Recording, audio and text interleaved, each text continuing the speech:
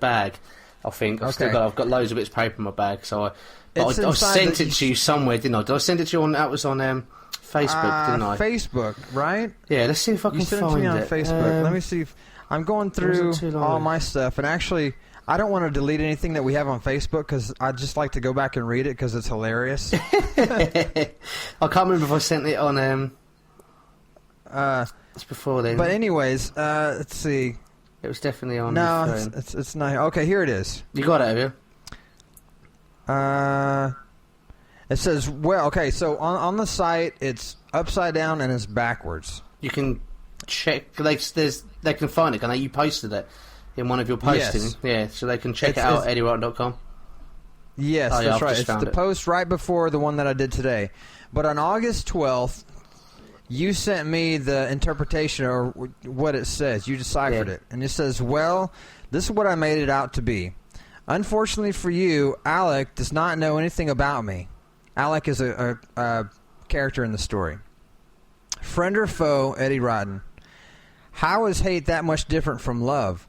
How is good without evil? This very message speaks of that duality. What happens if your precious ZFC gets the third ephod? Who is to say that human nature... Who is to say the human nature of choice will not use these powers combined to do the very thing you hope to prevent? Foe or friend, Eddie Rotten. How is love that much different from hate? What is evil without good?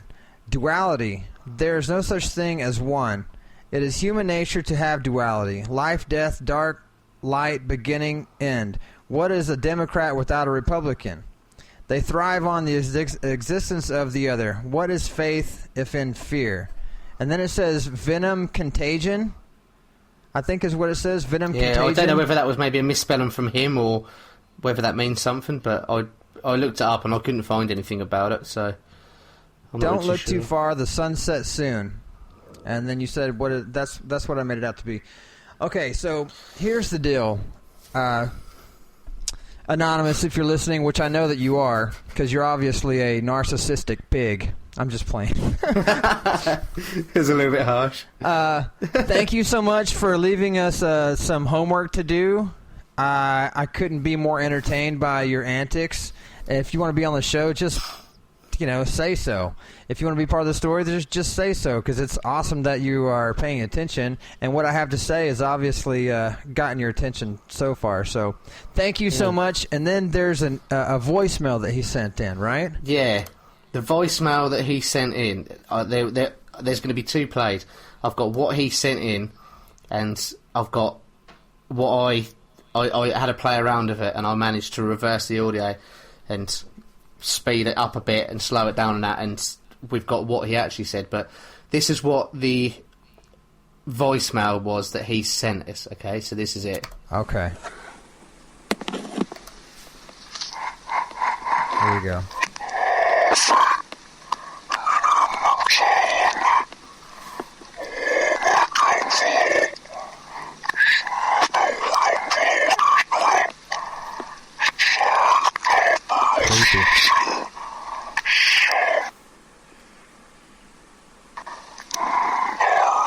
That's weird. There you go. I think that's creepy. All of it. It's creepy as fuck. It is. It was really weird, wasn't it? It was quite cool when I first got it, but it did freak the shit out of me a little bit. But I mean, if I was listening to it at nighttime, even now, I'm trying to just think what could that possibly say, and it is creepy. It's backwards. It's recorded like in a distorted kind of voice, a low tone, and that's creepy, a little goosebumply. Yeah, it's weird, isn't it? But I had to play around with it before we started this, and I reversed it, so it was back to normal, and I had to change the tempo a bit so it wasn't so low and slow, and I sped it up a bit. And this is what I'll come out with, and if I'll say it again once it's been played, just in case you can't hear it probably. But this is what I got out of it. So here we go.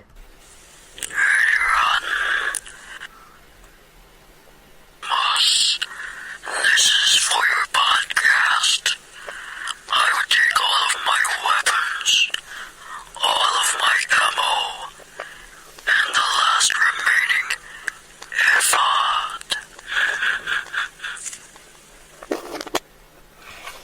So, yeah, that was what I made out of it. And from what I can hear, he says something like, Eddie Rotten, this is for your podcast.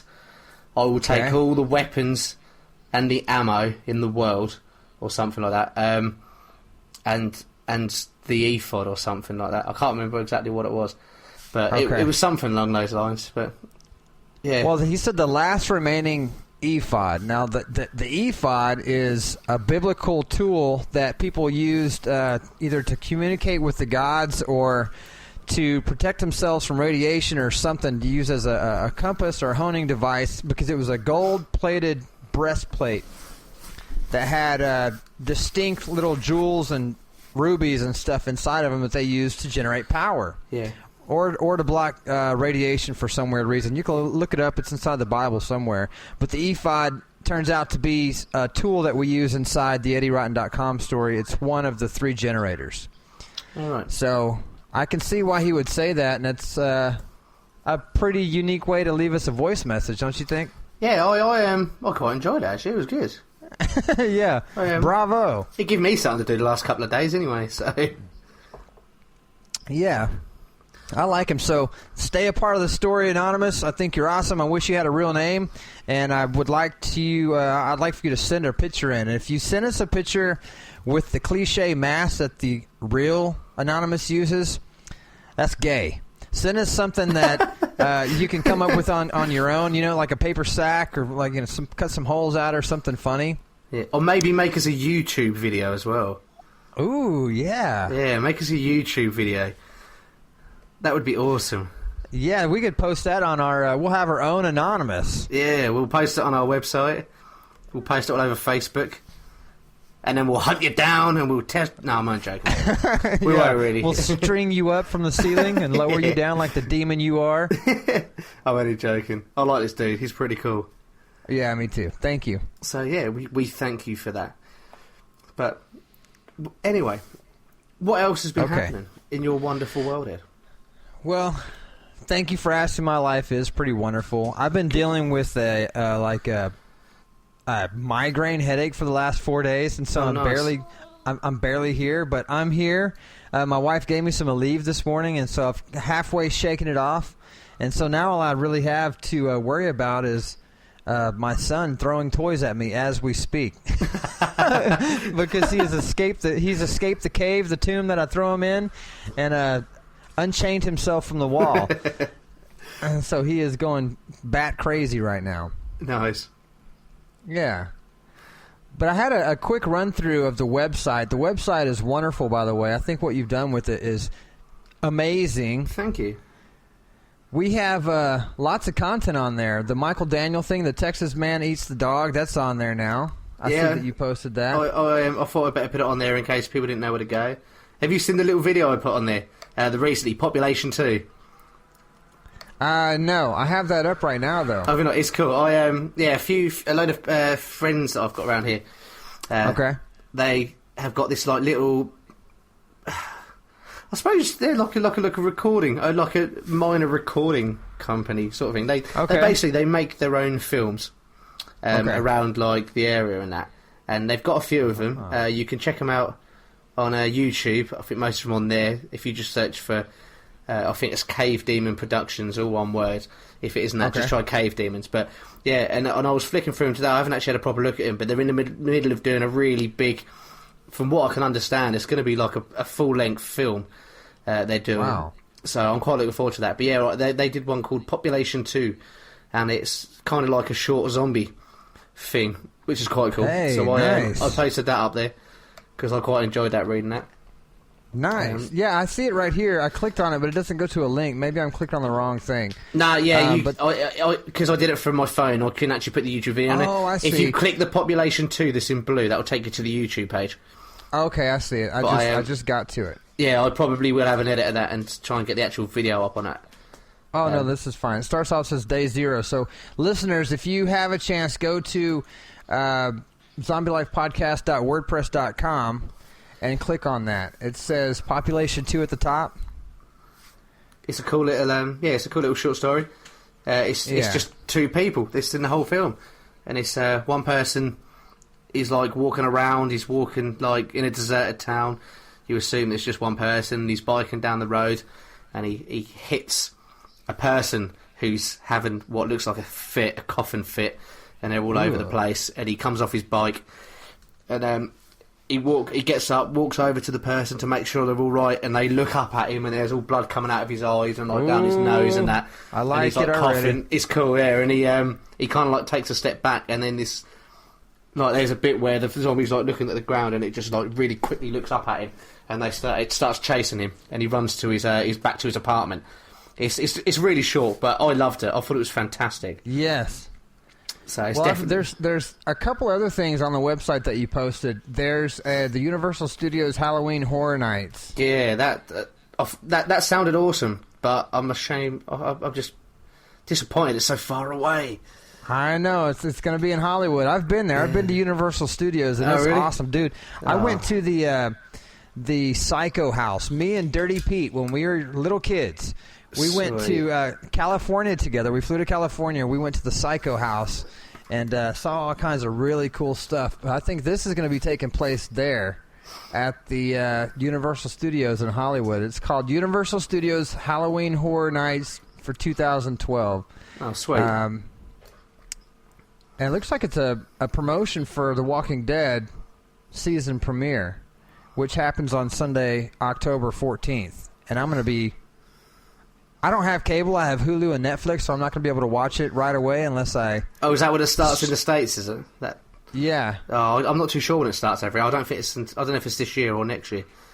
It's going to be awesome. I love that show. I do like the show. It is good. I had a little bit of rant about it last week, but I enjoy it. I really like it.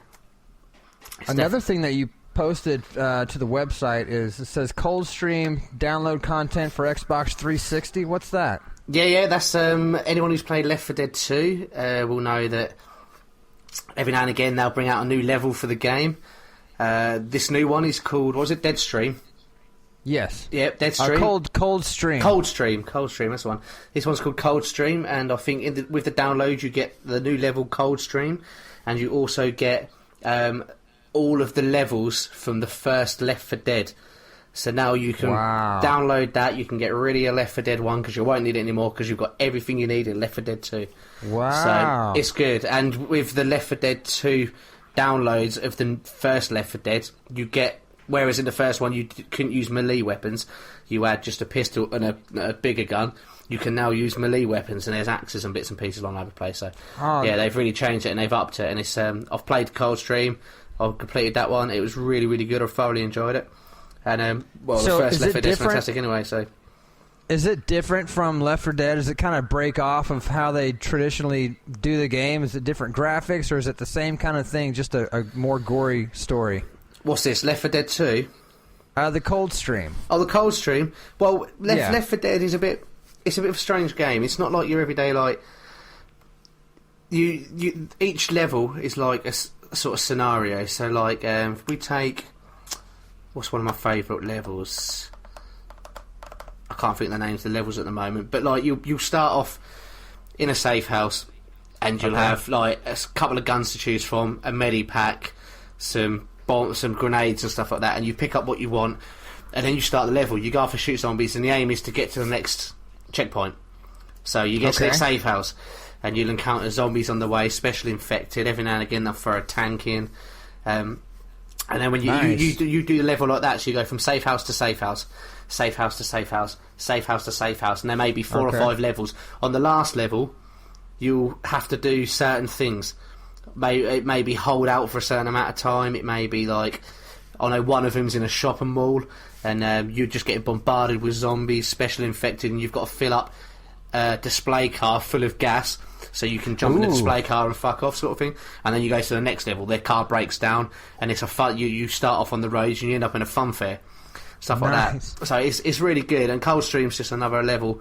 So you start off and you run through the level, and then when you get to the end, you've completed that level. But you've kind of completed the game, but you've completed the level, if you get what I mean. So, wow, dude, that sounds exciting. It is. It's such a fun game, and I was meant to be online last night with Tom, but he blew me out for football. Tom, if you're listening...